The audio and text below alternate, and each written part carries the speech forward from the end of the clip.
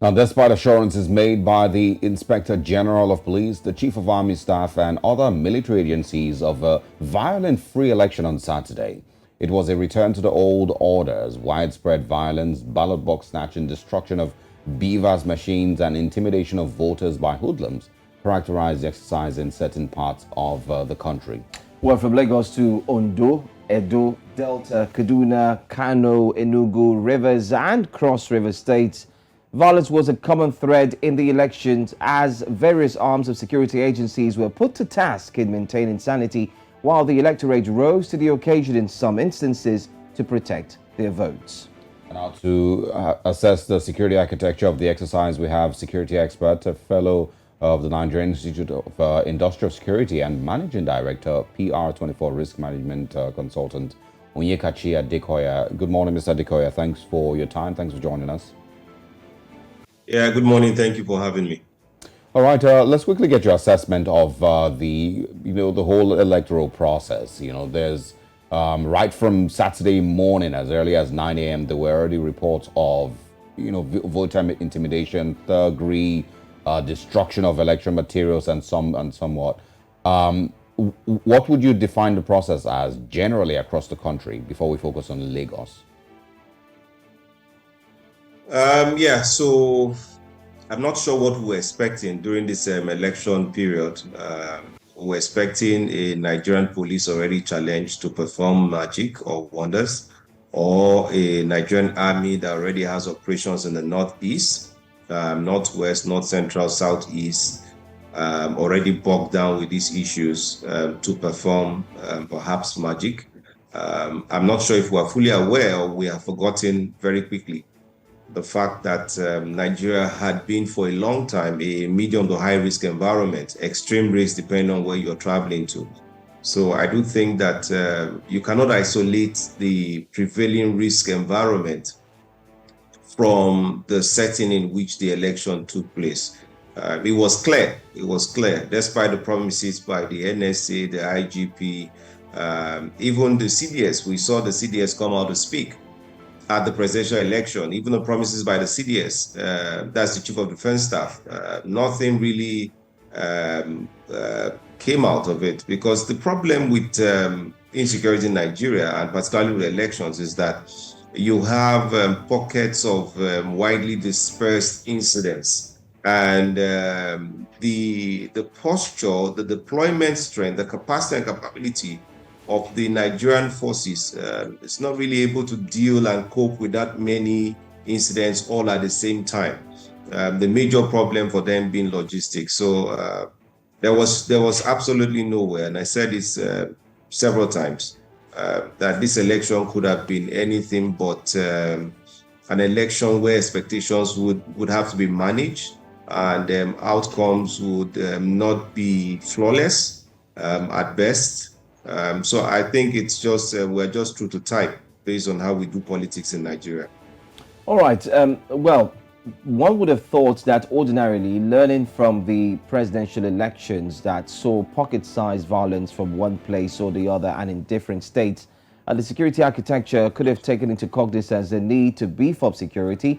I do get your point that some of the security, I'd say security men and women have been segmented, or they've been shared across different parts of Nigeria. So what we're left with might or may not be enough to take care of the situation. But then again, could the security agencies, could they have possibly thought this through and regroup, replan to ensure that what we saw on Saturday did not happen? Was there a chance, if at all? No chance at all. No chance at all from my own assessment. Again, the people get the security that they deserve. I think that we can be quite short-sighted in Nigeria, and quite reactive or reactionary to issues of security. Security planning goes, maybe you have to have a 5-10-year plan. The problems that we have, remember the then Chief of Army Staff, I think was Buratai, who came out and said that the problems we have with insecurity will take another 20 years to fully sort out. So we are like a nation that built a 20 billion naira house. And all the while we're building and constructing and designing, security is the last thing that most people are thinking about. So security is not a product of thoughts or deliberate action or deliberateness. We just leave things to circumstantial provisions, and all that will lead to is improvisation. So how much can a CP or police handle? If you say, for example, in a state like Lagos, 18,000 policemen were deployed, off-cycle election like Osun State had over 33,000 policemen for that kind of deployment. So you can see the gap already. And so what the forces would not tell you is they won't tell you they're not prepared. They won't tell you they don't have all that they need. INEC even came out to promise that they had all the resources they need, and we saw the logistical problem that they have. So the problems with our preparedness is that we generally don't prepare very well, just for a lack of proper word. The culture of security or preparedness is not just there. We are a people given to luck. It's not my portion. It will be well in Jesus' name. And all manner of theories that we come up with in the place of having a drilled posture. So there was no way. I said several times there was no way that the outcomes that we saw would not be like this. Remember also that at the other non-institutional side is the politicians and the way they play their politics. So simply put, the provisions we had was overrun. Even INEC, with all the intentions, good or bad, that they have, they were clearly also overwhelmed at some point. And so it's just our Nigerianness playing out, if you ask me. So there's a lot of work to do going forward. Oh, well, the question would be, will that work be done? Because there was a lot of work to do in 2015, same with 2019, and we're back in 2023 having pretty much the same conversations, regardless of how much, development that we claim to have made. I want you to also talk about the fears, if any, post-election, because the election was not just marred with violence. The violence was also birthed, in certain places or rather founded in certain places with tribalism and bigotry and seeming hate for one tribe over the other, the painting of one political party as, coming from a certain tribe, and some of all of that. What are your fears moving forward if we're going to be talking about Nigeria post 2023 elections with all the bigotry that has taken place so far? Okay, thank you. I mean, it's a very important topic now because we are seeing a lot of bolster on social media. But I'll tell you something I know about Nigerian elections. Nothing serious will happen post-elections. Yes, we had serious concerns concerning the post-election violence, and we had anticipated that before now, whilst post-election violence would last only for 1 week, we had seen enough signs to worry that post-election violence would be entrenched for about 2 weeks. And we have put out those reports. I think government worked on it. The civil society organizations also did a lot of work. The Nigerian Peace Committee also did a lot of work with some of those reports.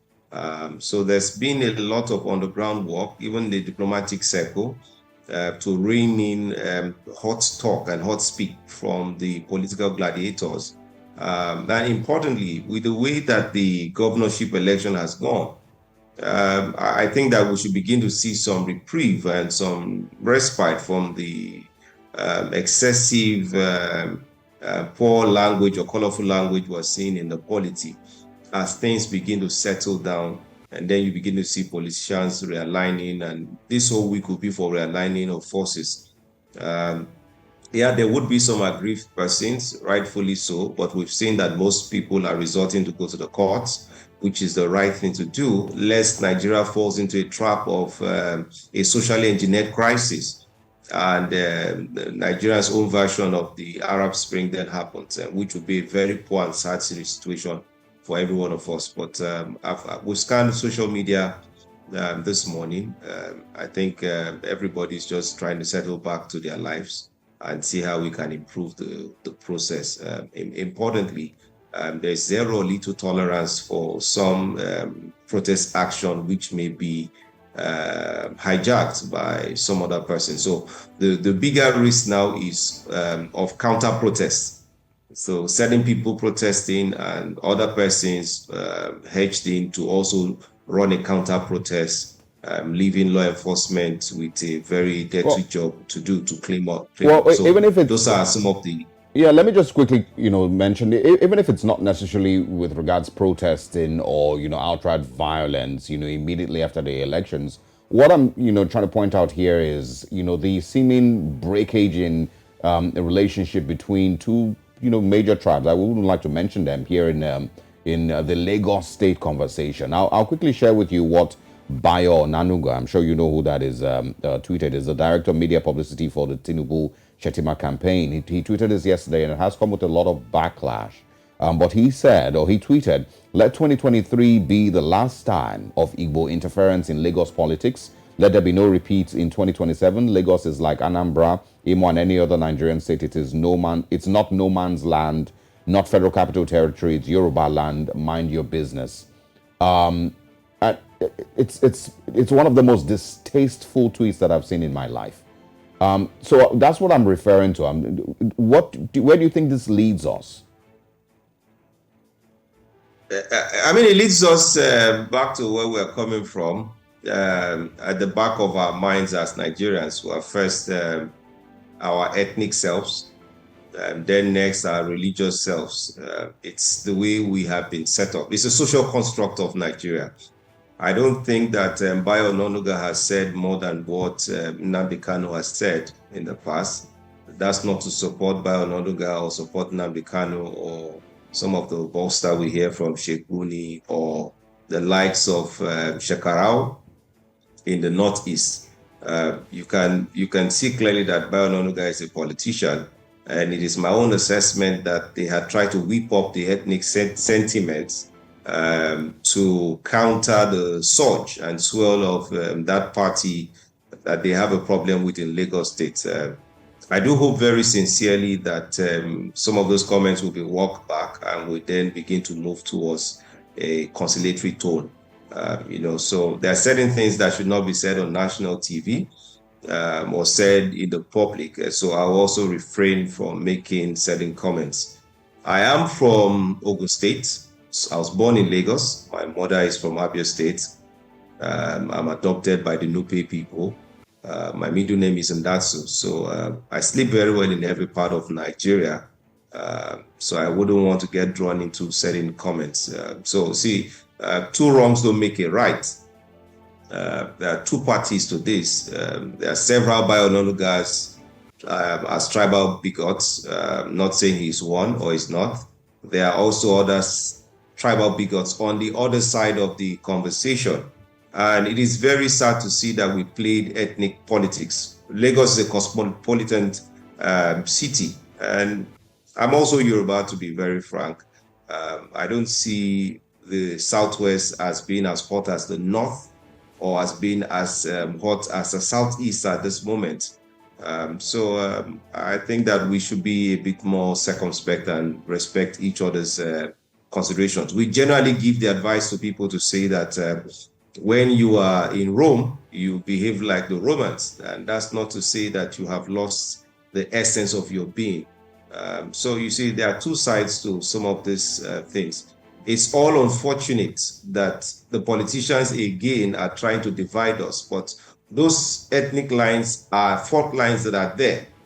Whether it's East against Southwest, dates back to the Biafran War and the feeling of betrayal, or the East against the North, or, the small feeling North against the South.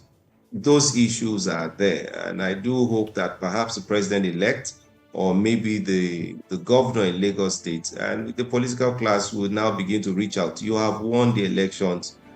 Governance requires the support and cooperation of every party that makes up the subnational state called Lagos. All right. Thank you so much. Thank you, security expert Onyekachi Adekoya, for talking to us this morning. I will look forward to have you again so we can have this conversation once more. Thank you.